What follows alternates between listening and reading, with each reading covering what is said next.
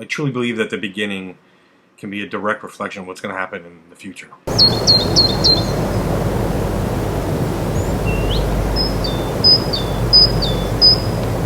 Hey there, welcome to Mr.JobHoppers. I'm back with a third episode. Hope you guys have been enjoying the first and the second one. I've had some comments, I've had some constructive criticism, which is awesome. Looking back at the videos, what a lot of people do this when they're younger. You know, doing the in and out of a job quickly onto another one. So it's not that entertaining. There's nothing really that special. The first couple of jobs that I did, it's something that we are all supposed to go through, probably have as well. I will be giving, a little bit later in the show, I'll be giving my honorable mentions for the jobs that had caused me to go the wrong way, or a reason to quit. 2 or 3 jobs that are not that important to go through a full episode about, but still want to mention them nonetheless. So this episode, what I thought I would do, use this show kind of like a concert. First thing that happens at a concert, go there, the lights turn off, and then really good tune comes on, and they usually go through 2 or 3 songs before they even introduce themselves. So it's kind of like what I had been doing with this. I put a couple of episodes, you see what I'm about, you either want to listen or you don't. When it comes down to it, you don't know who I am. So I thought this episode, I'm going to give you a little bit of background. Some of it is sad. I've never really spoken much to anybody about it. Sorry mom, sorry dad. I'm just telling you how I feel and what it felt like back then. And then the next episode, I'll start off with the ones that kind of start impacting my adulthood, which I think is more important. You know, you don't have mom and dad helping you as much. So I hope you guys have been enjoying Mr.JobHopper. Let's dig deep into this episode where you get to know me a little bit more. Enjoy. As you all know, my name is Mark. I'm a 45-year-old. I'm from Ottawa, Ontario, Canada. Really cool city. It's a perfect place to raise your kids, which I have 2 of. One's 17 and 15. I've lived on each coast.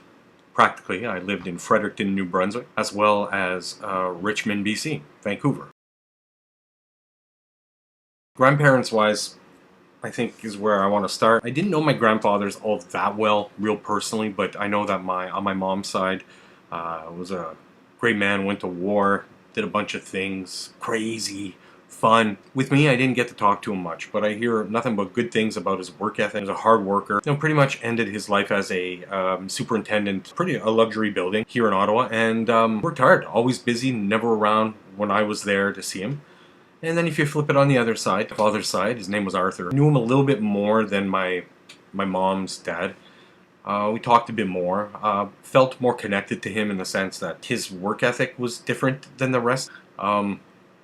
A lot of his kids and stuff, like my uncles, they're super hard workers. They do have this thing where they need to sleep all the time. My father, for instance, real compulsion, I guess, to be on time, be early, get it done, and done your day by 12, 1 o'clock, when he owned his own company, and, you know, sleeping. When I was a kid, it was the same. My dad slept a lot. I just remember coming in from school, or he'd get home from work, and, you know, a couple of beers, 2 beers, and to bed he would go before dinner. Kind of gave me this hate for sleep, to be honest, because sometimes I wanted to talk to my dad, and he was just sleeping all the time. I remember moments like at Christmas. My family is divorced. My parents were divorced when I was quite young, and my dad would pick me up on Christmas nights from my mom's.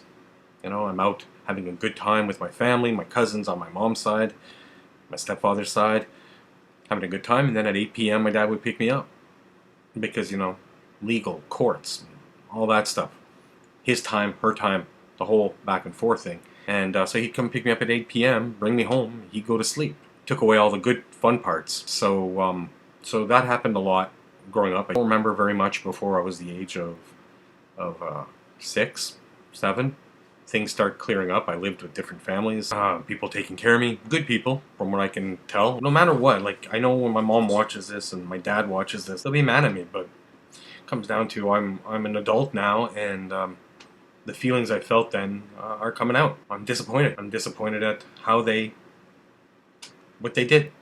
Both of them, equal. They were immature, they were young, but I'm disappointed. Sure, I gotta grow up and get over it, which I hear a lot, but sometimes you can't get over the stuff that happened before. It stays with you. My dad moved 13 times in 10 years, I believe. Rumor has it he's playing games with my mom, just kind of moving around, back and forth, back and forth. The way my schedule worked, you know, 7 to 16 years old, was pretty much back and forth. My dad's from Sunday night to Thursday, and then from Thursday night to Sunday night, I was with my mom. This went on for years. Listen, I don't want to bash my mom or my dad. They were young. My mom was, I believe, 20 when she had me, and my dad was 22. They were on different paths. One wanted to do one thing, the other wanted to do the other, and, you know, whatever. And they just split up, and that's fine. I would much rather they're not together today, not getting along, you know, than trying to hang on to something that's not good. So that's fine. What happens after that bothers me. I had a stepfather who kept repeating to me, "Don't you remember, you know, coming over to my house?" No, I didn't remember going to your house. You know, I don't remember my mother, to be honest, until I was about 7 or 8. Still, I can't remember anything. Until about 1984. So I was born in 76. 84, my life starts to change here in a really positive way. In the sense of stability. The courts ordered it, I imagine, or I had heard as well. You hear a bunch of stuff through family, you know, friends of the family, and you don't know what's true anymore, but you know that one thing is that I start remembering a more stable life. I think they told my dad he had to settle down, probably told my mom to settle down, just, this is it. And so there's a real stability that starts in grade 3. You know, I get put into a school, but before then I had done 3 schools before grade 3. You know, houses before that. Living with different people, different families. It's just back and forth. Once I felt more stable, things were good. I was, you know, living in Ottawa with my dad, and my mom had a place there, and I remember going back and forth. It was hard. I remember Sunday nights being real difficult because my dad was different. My dad is a quiet, reserved guy. My mom, outspoken, fun, just totally different. Just 2 different people. And so it was hard for me to leave on Sundays. I remember feeling sad, and there was crying going on. Sundays still to this day affect me. Thank God there's football that I'm interested in, and except the Dolphins make me cry as well. But there's always been a sadness to Sundays. I'm not sure if it goes back that far, but there's always like a stress or something about Sundays where all day long I remember going, I don't want to go back to my dad's. And that sucks to say. Sad. But we just didn't get along. We just didn't seem to care much. I don't know. Just so I wanted to be with my mom, you know, and I missed her because I hadn't seen her that much. I think she only had a couple of days a week. I remember going to the psychologist to make sure that you're all right and all this stuff that, like, that's just not fun. Friends are staying friends for a while, which is awesome.